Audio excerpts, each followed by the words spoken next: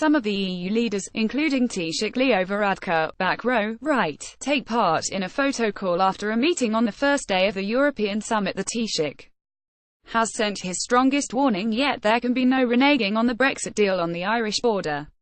His comments come as EU leaders from the remaining 27 member states back Britain's entry into the next phase of Brexit negotiations today.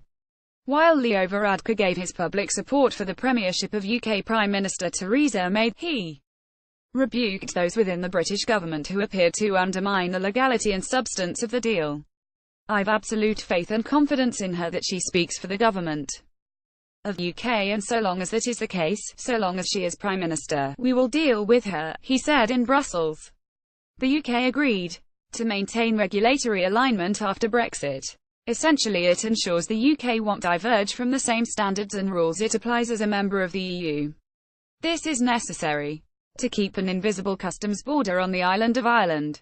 Some in the British government, including Brexit Secretary David Davis, said the deal was merely a statement of intent rather than a binding agreement. There was also confusion as to how the term regulatory alignment could be interpreted in the context of Britain conducting third-party trade deals. Mr. Davis received strident disapproval from EU quarters, and upon arrival at this week's TWAD EU summit, the Taoiseach offered his own reproach. "Binding what has to happen now is turning the commitments and principles in the joint report from last week into the withdrawal agreement, which is a legally binding international agreement that allows the UK to leave the EU," he said. He then clarified Ireland's position on the meaning of regulatory alignment. "In terms of maintaining full alignment, in our view that's very strong language.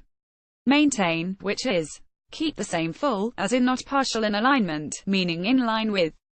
That's the language used, and I've no need to interpret or spin it, it's pretty clear to me." The Taoiseach also spoke to those who accused him and Taoiseach Simon Coveney of underhandedly pursuing a united Ireland through the Brexit talks.